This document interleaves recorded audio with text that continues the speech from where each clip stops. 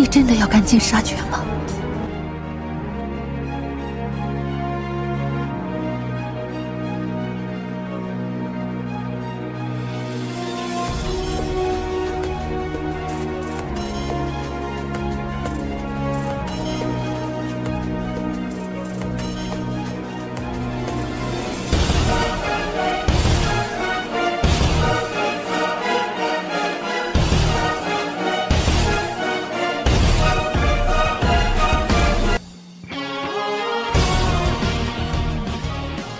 Mimin akan kembali mendongeng alur cerita film yang berjudul Battle Through the Heavens. Dan mohon maaf apabila tidak sesuai dengan videonya ya, karena alur yang Mimin sampaikan ini belum dirilis filmnya. Dan Mimin ingatkan kembali, konten ini full spoiler, yang tidak suka boleh di skip ya. Yang suka semoga terhibur. Tanpa basa-basi kita mulai.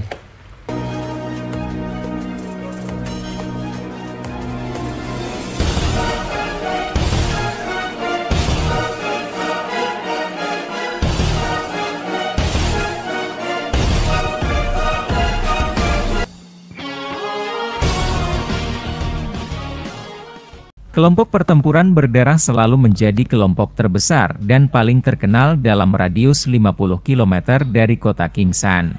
Mampu mempertahankan posisi semacam ini saat berada di dekat pegunungan binatang sihir sudah cukup untuk menunjukkan kekuatan mereka. Namun, situasi seperti ini telah mengalami perubahan drastis sejak kelompok tentara sarang ular memasuki kota Kingsan setahun yang lalu. Kelompok sarang ular juga merupakan kelompok yang cukup kuat di tepi pegunungan binatang sihir. Itu bisa dianggap setara dengan kelompok pertempuran berdarah. Dalam keadaan normal, tidak ada pihak yang dapat melakukan apapun kepada yang lainnya. Namun, kelompok pertempuran berdarah dirugikan karena tidak memiliki latar belakang yang kuat untuk mendukung mereka. Semua orang menyadari latar belakang tentara sarang ular. Itu adalah klan He dari kota Batu Hitam. Klan ini dapat dianggap sebagai klan terkemuka bahkan di wilayah barat laut Kekaisaran. Meskipun reputasinya tidak dapat dibandingkan dengan 3 klan besar Kekaisaran, itu tidak bisa diremehkan. Alasan terbesar untuk ini adalah bahwa klan He saat ini memiliki elit bintang 4 Douang. Douang, kelas yang memiliki bobot yang sangat besar di dalam Kekaisaran Jiama ini cukup untuk membuat banyak orang tunduk dengan kagum. Bagaimanapun, kelas ini sudah bisa dianggap sebagai orang yang benar-benar kuat. Douling dan Douang adalah 2 kelas dengan pembagian terbesar selama perjalanan pelatihan Douki. Kemungkinan ada kurang dari 100 Douang di seluruh Kekaisaran Jiama. Ini juga dengan jelas mewakili perbedaan antara Douling dan Douang. Pemimpin kelompok tentara bayaran pertempuran berdarah adalah ahli bintang 7 Douling, sedangkan pemimpin kelompok tentara bayaran sarang ular adalah ahli bintang 8 Douling. Keduanya memiliki kekuatan yang sama dan sulit untuk menentukan orang yang lebih unggul jika mereka bertarung. Namun, selama banyak pertukaran antara 2 kelompok selama 1 tahun ini, kelompok tentara bayaran sarang ular telah mendapatkan keunggulan di sebagian besar dari mereka. Alasannya adalah karena tentara bayaran sarang ular dapat meminjam cukup banyak ahli dari klan He untuk membantu mereka. Pemimpin kelompok tentara bayaran sarang ular adalah menantu dari klan He. Apalagi dia disukai oleh kepala dari klan He.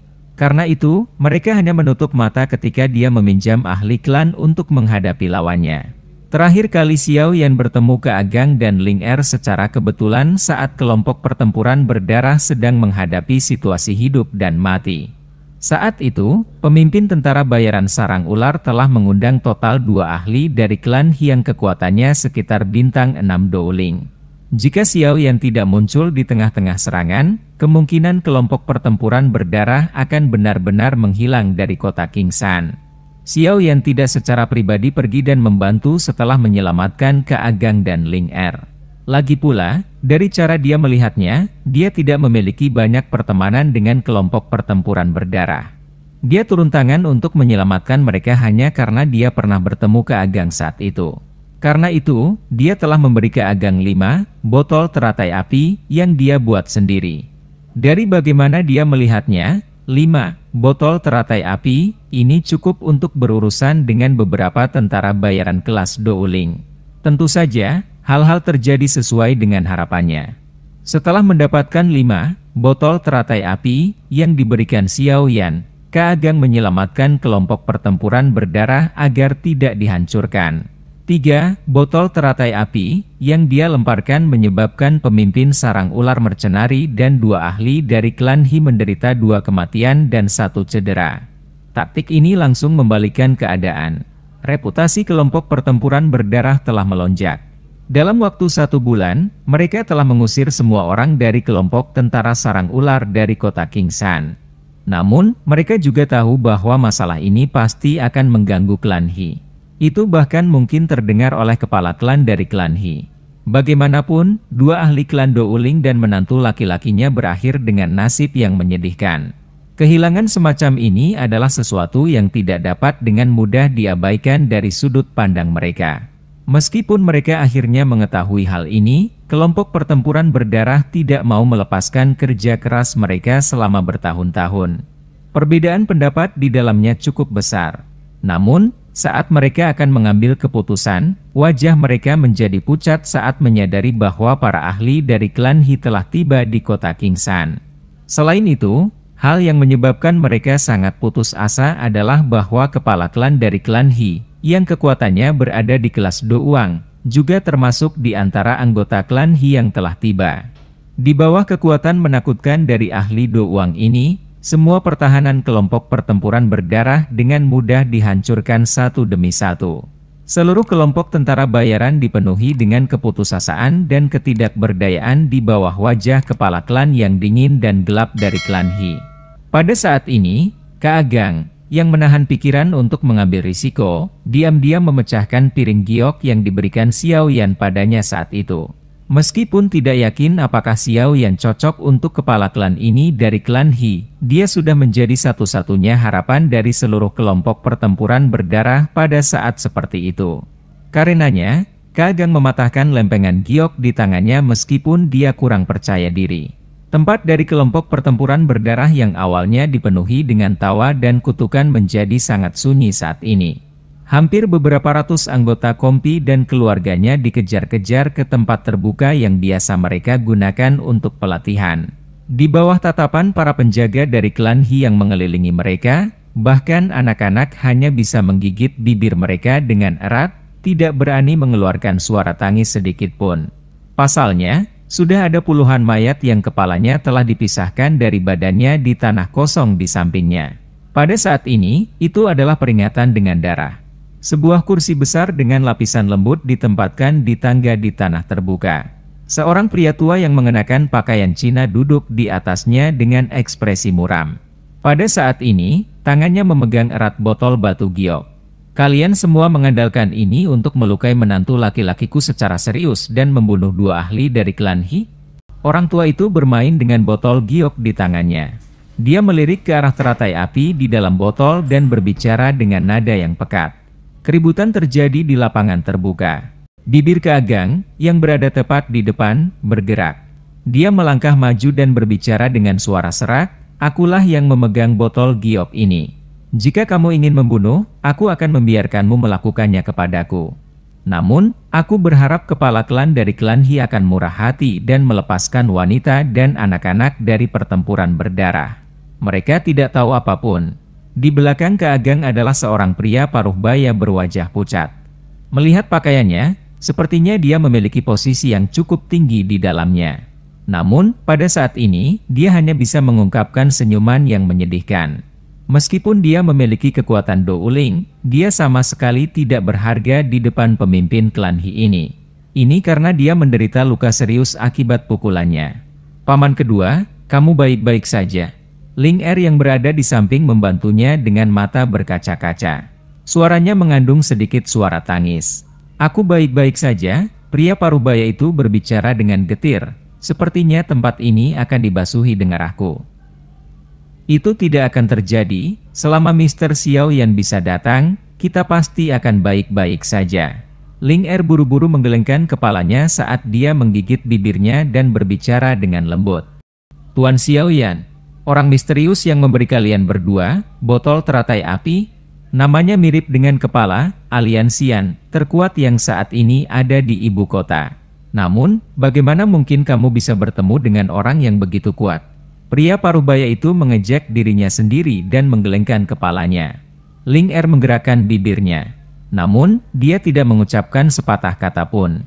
Bagaimanapun, orang yang duduk di atas panggung adalah seorang elit Do Uang yang bisa menghancurkan seluruh kelompok pertempuran berdarah dengan mengangkat tangannya.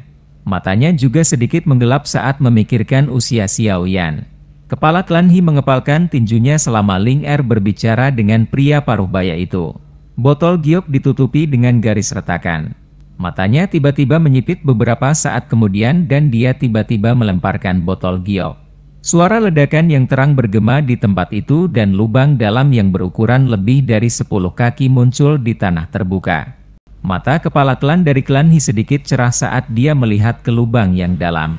Dia tidak menyangka bahwa botol giok kecil dari teratai api ini benar-benar memiliki kekuatan yang merusak.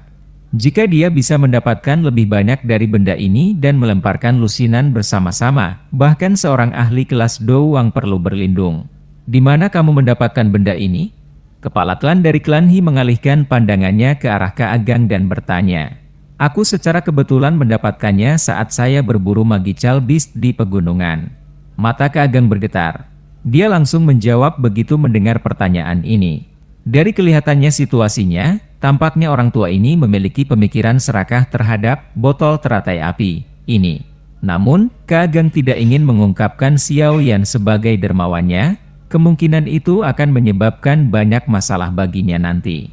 Meskipun Kaagang telah memberikan jawaban yang cepat, kilatan di matanya tidak luput dari kepala klan licik dari klan He yang langsung tertawa. Dia secara acak mengayunkan tangannya dan sebuah kekuatan bergegas keluar sebelum akhirnya menghantam tubuh Kaagang. Kaagang segera mengeluarkan seteguk darah setelah menerima pukulan yang begitu berat. Tubuhnya bergesekan dengan tanah selama lebih dari 10 meter sebelum berhenti. Tubuhnya baru saja berhenti ketika dua penjaga dari klan He menyerang ke depan dan menangkapnya sebelum dengan kasar melemparkannya kembali.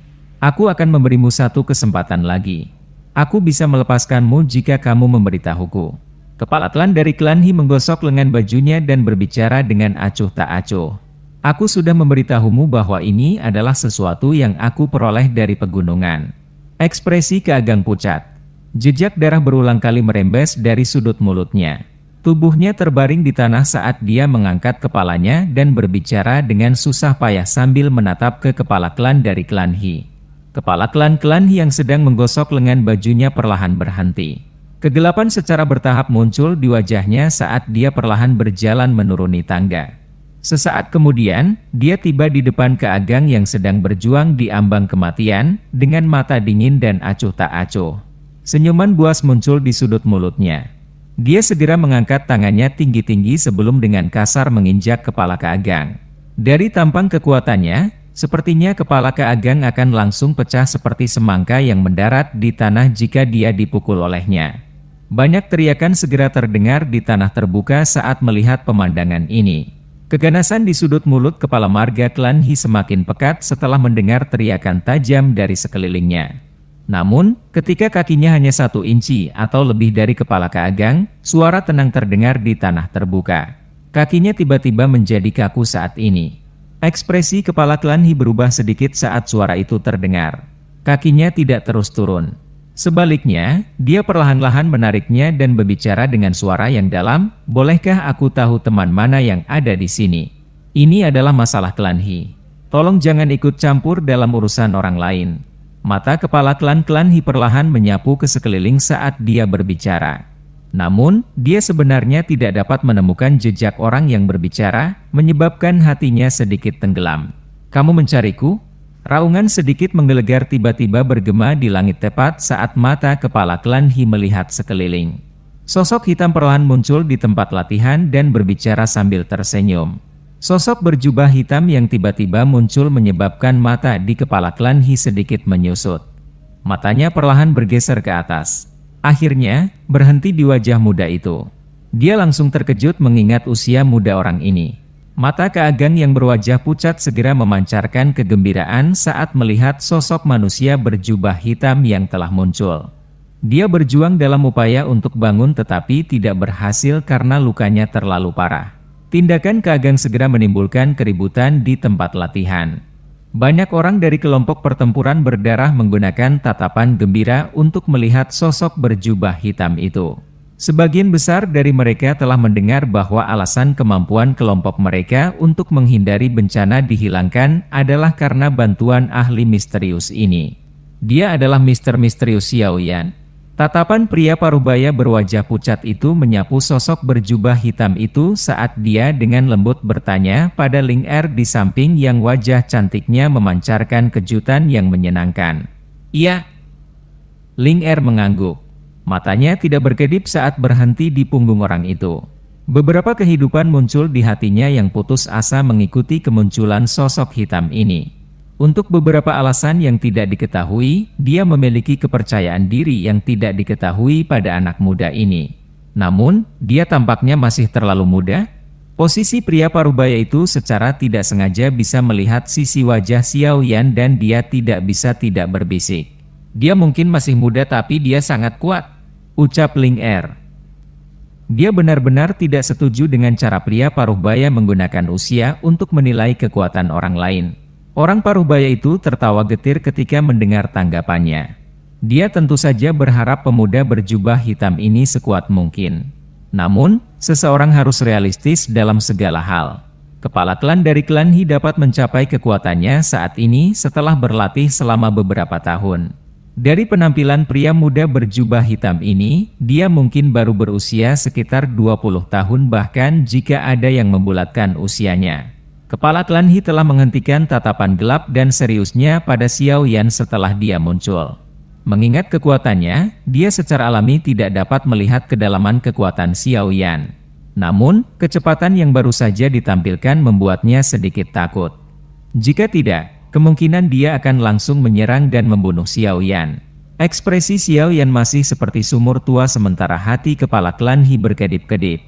Dia menarik keagang dari tanah dan sedikit mengernyit saat melihat wajahnya yang putih pucat. Setelah itu, dia memasukkan pil obat ke mulutnya dan dengan dingin tertawa di dalam hatinya. Serangan orang ini memang berat. Ekspresi pucat keagang menjadi sedikit memerah karena kegelisahannya setelah menelan pil obat. Tangannya meraih lengan baju Xiao Yan, tetapi dia bahkan tidak dapat mengucapkan kalimat lengkap karena kegembiraannya. Xiao Yan melambaikan tangannya dan tersenyum ke Keagang. Dia dengan lembut berkata, "Tenang, Paman Keagang. Hari ini, kelompokmu tidak akan mengalami kematian satupun." "Hei, kata-kata yang arogan. Siapa kamu sebenarnya? Apakah kamu benar-benar berniat untuk campur tangan dalam masalah hari ini?" Kepala klan dari klan He di samping segera tertawa dingin ketika mendengar ini. Para penjaga di sekitar dari klan He mengarahkan senjata tajam mereka ke arah Xiao Yan setelah tawanya terdengar. Mata mereka dipenuhi dengan niat membunuh. Hati orang-orang dari pertempuran berdarah segera menegang ketika mereka merasakan suasana tegang tiba-tiba muncul di sekitar mereka. Tekanan yang dipaksakan oleh kepala klan He pada mereka benar-benar terlalu kuat. Namun, dengan hal-hal yang telah berkembang hingga titik ini, mereka hanya bisa berdoa di dalam hati agar pemuda misterius ini benar-benar memiliki kekuatan untuk bersaing dengan kepala klan He. "Kamu sangat tertarik dengan botol teratai api yang telah aku buat itu?" Xiao Yan mengabaikan tatapan dingin yang pekat dari sekelilingnya dan melirik ke lubang yang dalam tidak jauh sebelum tertawa pelan. Ekspresi kepala klan He berubah sedikit setelah mendengar ini. Dia tidak bisa menahan diri untuk tidak berteriak karena terkejut. "Kamu menciptakan benda itu?" Xiao Yan mengangguk sedikit. Kepala klan He mengungkapkan senyum serakah di wajahnya saat melihat ini. Dia menunjuk ke banyak anggota kelompok pertempuran berdarah di tempat latihan dan tersenyum. "Kamu ingin menyelamatkan mereka?" Xiao Yan tersenyum. "Kamu dapat menggunakan apa yang disebut botol teratai api untuk menukarnya. Satu botol ditukar dengan satu kehidupan." Sudut mulut kepala klan He terangkat menjadi senyuman gelap dan serius saat dia perlahan berbicara. "Apa yang kamu katakan?" Kepala klan He tersenyum dangkal saat melihat tindakan Xiao Yan. "Tidak ada." Xiao Yan tersenyum. Kata yang dia lontarkan menyebabkan wajah kepala klan He langsung menjadi gelap dan dingin. Orang-orang dari kelompok pertempuran berdarah juga memperlihatkan wajah pucat. Harapan di hati mereka perlahan hancur. "Karena itu masalahnya, kamu harus pergi. Meskipun aku tahu bahwa kamu bukan orang biasa, klan He-ku juga bukan kelompok tanpa nama.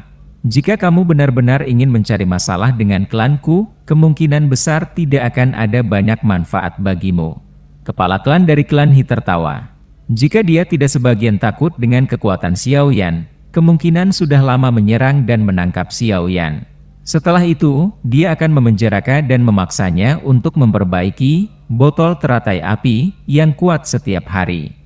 Tinggalkan kota Kingsan dalam 10 menit dan aku bisa memperlakukannya seolah-olah tidak ada yang terjadi. Xiao Yan mengabaikan tawa dingin kepala klan He dan perlahan berbicara dengan kecepatannya sendiri. Tidak hanya kepala klan He tertawa terbahak-bahak ketika dia mendengar ini, tetapi para penjaga klan He juga tertawa terbahak-bahak. Apakah orang ini bodoh? Dia berani mengatakan kata-kata sombong seperti itu di depan Do Uang yang kuat. Kamu adalah orang pertama yang berani berbicara kepadaku dengan cara ini selama bertahun-tahun. Kepala klan He perlahan menarik tawanya saat dia berbicara. Kilatan tajam melintas di matanya. Xiao Yan menghela nafas saat melihat ini. Dia perlahan menggelengkan kepalanya. Ada begitu banyak orang di dunia ini yang berpikir bahwa mereka hebat. Dia mengangkat tangannya perlahan dan segera mengarahkannya ke kepala klan He yang memiliki senyum dingin di sudut mulutnya. Xiao Yan menyipitkan matanya dan pakaiannya langsung berkibar tanpa adanya angin. Do Qi yang melonjak tiba-tiba keluar dari tubuhnya tanpa menahan. Pada saat ini, tornado sepertinya telah bangkit dari tempat latihan. Banyak garis retak dengan Xiao Yan di tengahnya mulai menyebar seperti jaring laba-laba. Xiao Yan saat ini sudah menembus puncak kelas Do Uang. Fluktuasi auranya saat ini adalah yang paling kuat. Karena itu, ketika suasana hatinya berfluktuasi, Do Qi yang kuat di dalam tubuhnya yang sudah sebanding dengan seorang elit Do Huang keluar dari tubuhnya. Wajah semua orang di seluruh tempat pelatihan termasuk kepala klan He terkejut saat Do Qi yang kuat terungkap. Aura ini sudah jauh melebihi kelas Do Uang. Tubuh milik kepala klan He diguncang oleh Do Qi yang kuat dan dipaksa mundur selama lebih dari 10 langkah sebelum dia menstabilkan tubuhnya. Saat ini, wajahnya agak pucat. Senyuman dingin di matanya telah hilang sama sekali. Dia tidak pernah membayangkan bahwa pemuda di depannya ini, yang tidak terlihat lebih tua dari 20 tahun, sebenarnya adalah seorang ahli di kelas Do Huang. Dia tidak menyangka bahwa hanya dengan menemukan masalah dengan tentara bayaran kecil, dia akan memprovokasi orang yang begitu menakutkan. Kaagang, Ling Er, dan yang lainnya juga menatap Xiao Yan, yang pakaiannya berkibar-kibar, dengan cara tertegun. Meskipun agak jauh, Do Qi di dalam tubuh mereka menjadi agak tumpul di bawah tekanan itu. Dibandingkan dengan keterkejutan kepala klan-klan He, serangan yang mereka terima tidak diragukan lagi beberapa kali lebih besar. Ini karena mereka dengan jelas memahami bahwa pemuda berjubah hitam ini hanyalah seorang Do Uce, bahkan bukan seorang Do Uci, hanya beberapa tahun yang lalu.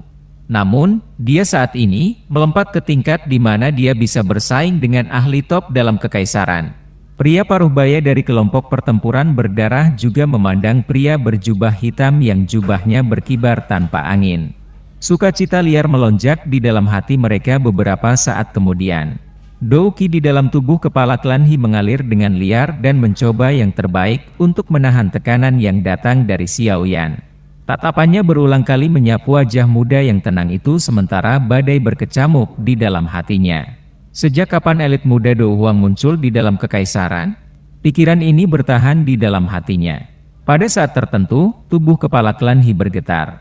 Dia tiba-tiba teringat pertempuran besar yang intens di dalam kekaisaran belum lama ini yang telah mengubah situasi di dalamnya. Karakter utama dari pertempuran besar itu adalah seorang pria berjubah hitam yang sangat muda. Bahkan nadanya berubah sangat tajam karena keterkejutannya. Kamu adalah kepala aliansian, Xiao Yan.